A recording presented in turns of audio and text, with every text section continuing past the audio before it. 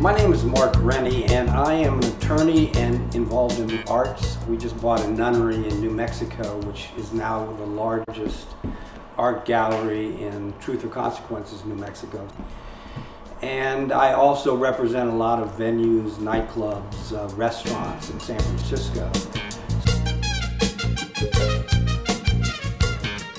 I came to San Francisco in the fall of 1971 to go to law school, University of California, Hastings Law School. I was in Akron, Ohio, and I was involved with the arts. I was a good photographer. I was making a living as a professional photographer.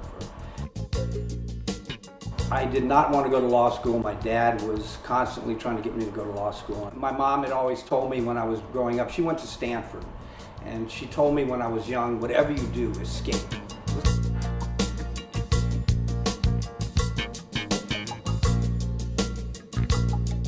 Gilbert loved me because I was a professional photographer, and Gilbert always understood his media. You know, pictures are everything, and I loved Gilbert because, you know, Gilbert was out there.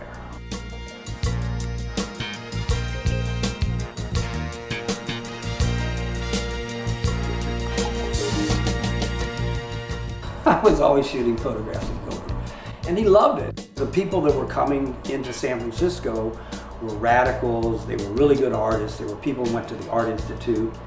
A vibrant art scene takes cheap space.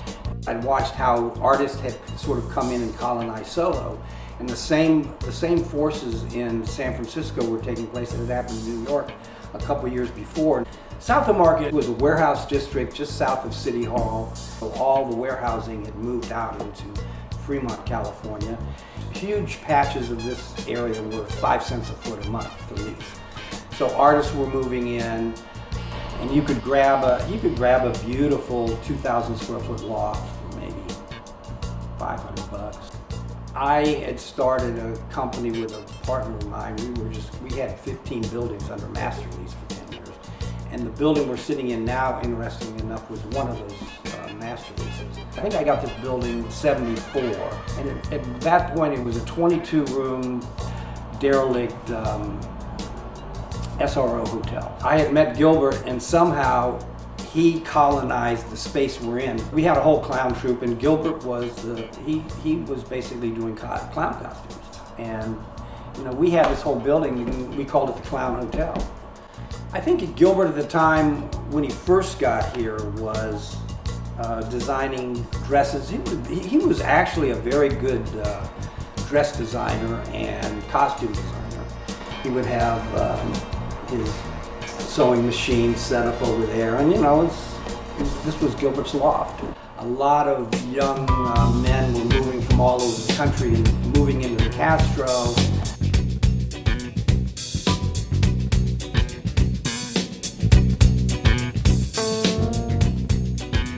The gay rights movement in San Francisco had started to become very powerful.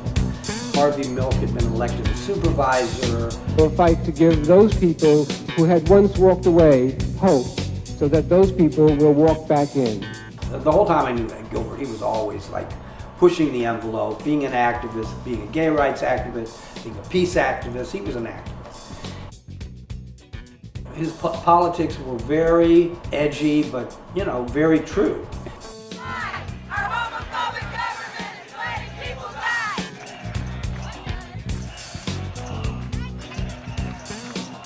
He was living here, and Paramount Flag was here, and I don't know how Gilbert got in the whole headspace about flags, but during this whole period, he was always talking about flags and how important flags were for countries, movements, and everything. I remember him talking about he was going to do a giant rainbow flag, and he was going to put it on UN Plaza, where there were these two giant flagpoles. There were all this political goings on, and Gilbert said, I'm going to do these flags for Pride 1978. On Grove Street, there was a building that was called the Gay Center. He told me one time, he goes, oh, you got to come by. He introduced me to White Feather, and he introduced me to some of the folks that were helping him with this giant flag project. And they basically were up on the roof of this gay center with giant, barrels and vats of dye, and were dyeing very cheap fabric they got down on Mission Street at the 99-cent fabric store. And he was sewing it all together. So he goes, "Oh, Mark, you gotta come down because I was basically the photographer on this scene." So he said, "We're going to test fly the flag on Thursday." He had keys to the UN Plaza's flagpole. So he says, "Let's fly the flag, but we gotta do it early so nobody knows." So I think it was dawn on that Thursday, and he brings out these flags, and these flags are huge. The wind on flags creates force, and so Gilbert wanted to test it and see how his grommets were. He'd go to the dollar store and get grommet kits, and so he had these little, Chinese grommets that were totally cheap. Even with a little bit of wind, it was ripping these grommets out. It's just a big mess. I went back and re-grommeted everything, and that morning at 7, 8, 9 in the morning on UN Plaza, he got the flags up and flying, and people just showed up at this parade, and people were just like, whoa, because they were huge. These things were huge, and just flying beautifully. And I feel lucky because I just happened to be there the first time they were flown.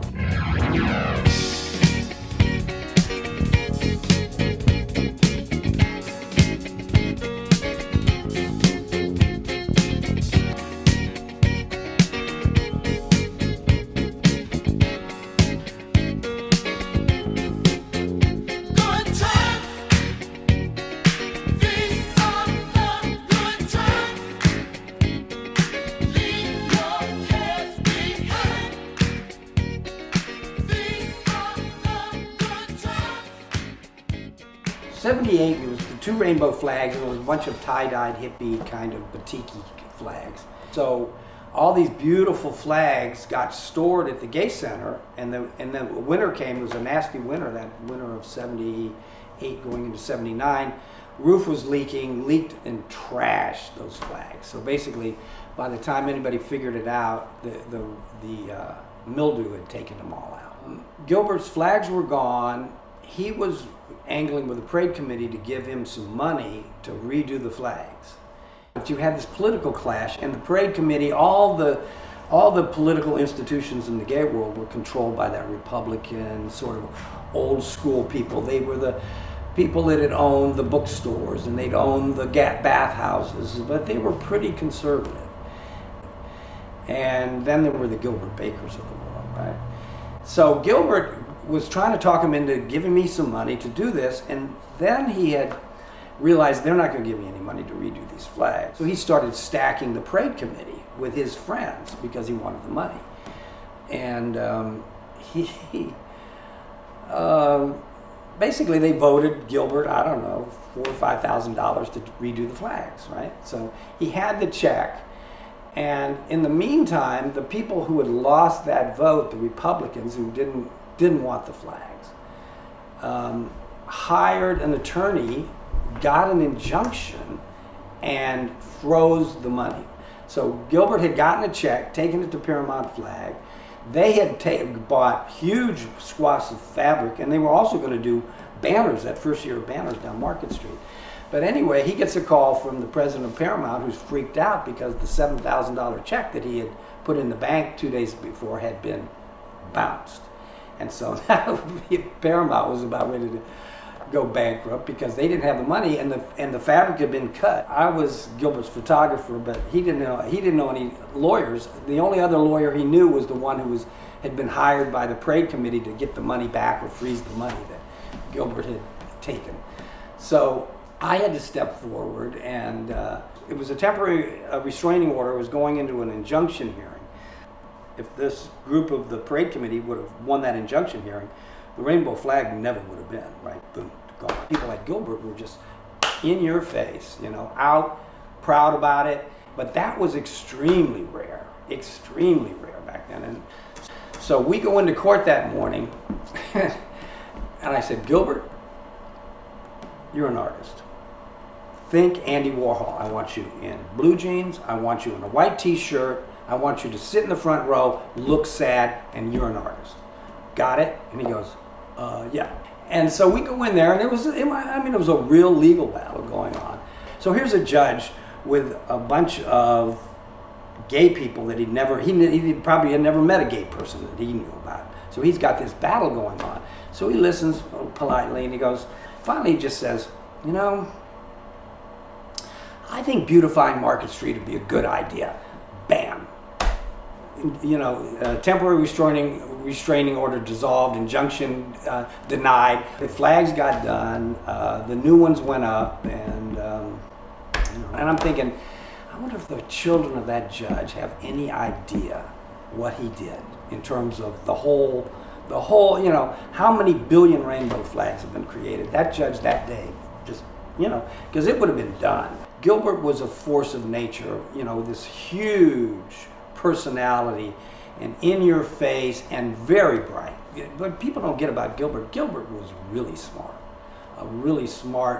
He had a grounding in a lot of subjects. Gilbert was part of a larger art world. It was hard to imagine, but it was like the entire Art Institute, people who went to the Art Institute, they were all living south of Market. Gilbert was he was wild and a drag queen on one sense, but he was accepted into this whole larger milieu that was very odd and very rare that was going on down here. The reason we were friends was because, to me, I was media to him. You know, I shot beautiful photographs, and he understood for the future that it was about media, it was about attention, it was about putting himself out there. So Gilbert tended to be the one. He was the spokesperson. He was the one who did it, and he definitely didn't do it alone. He had this whole odd cadre of folks around him that I found to be, you know, amusing at times. 79 happens. Gilbert's working for the flag company. They have a flag store. They love Gilbert. All of a sudden, the biggest flag company for 500 miles is making little rainbow flags and selling them out, you know. And so people are coming to San Francisco because it's the gay mecca. They're buying rainbow flags. They're taking it out into the hinterlands. And it was very organic, actually, how that whole thing spread. But I would always get into arguments. I said, Gilbert, this is tacky. It's tacky. Your flag is tacky. And he would goes, you don't get it, Mark. This is important. You got to have, it's a symbol. You don't understand the flags. You don't understand, you know, he would, and he finally got me convinced that he's absolutely right. It was bright. It was a symbol. It was easily recognizable. You could see it from a mile away. It was exactly what people had done flags of countries for. Or if they were, you know, here comes an army, they would have a person at the front of it with a banner that would herald who they were and what they were. And so Gilbert was right, I was wrong, but I always said it was tacky. But he always did want to know, because I was in a more rarefied art world. Like we were, you know, we would get in art form, and we'd be on the front page on these big, because we were doing giant paintings is what we were doing, and we still do giant paintings, but 50-foot paintings.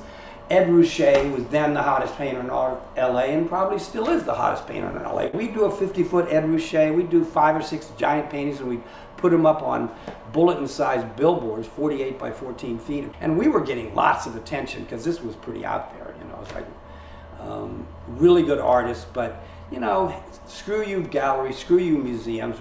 Let's just put it out into the world. And Gilbert was doing the same thing, and so we sort of had that camaraderie, because we were both weird media artists in a way, and we understood spectacle. And I always loved that about Gilbert. The first time I saw his flag, I was like, wow, are you kidding me? This thing was huge.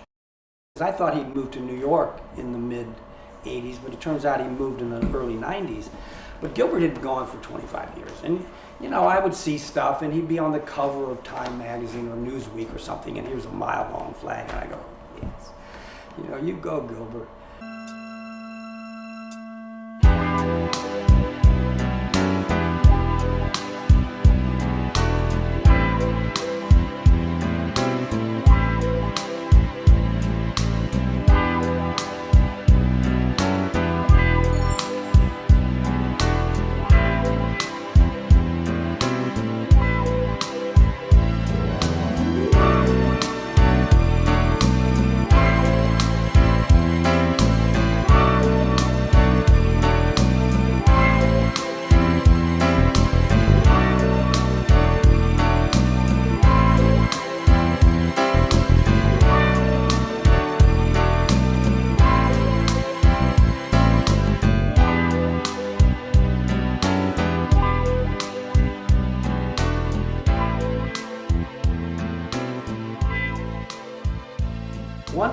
I get a call from a friend of mine. She tells me they're giving Gilbert the first annual Gilbert Baker Award.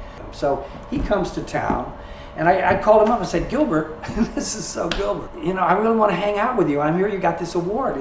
Let's go hang out when you're doing it. He goes, well, why don't you come that day and we'll just go hang out that day. But will you bring your camera? I said, of course I'll bring my camera, Gilbert. And some of those things I shot with him in that LeMay thing, you know, beautiful photographs, you know, always beautiful with Gilbert. He had a stroke. Gilbert had a stroke. You know, fast forward 4 or 5 years, he's got his health back.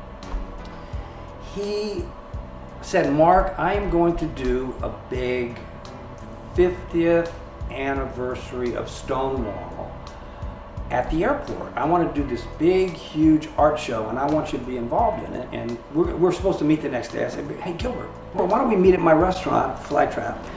And he says, well, can I bring Cleve? And I said, sure. And so we're sitting there, and we're having this meeting about this 50th anniversary thing.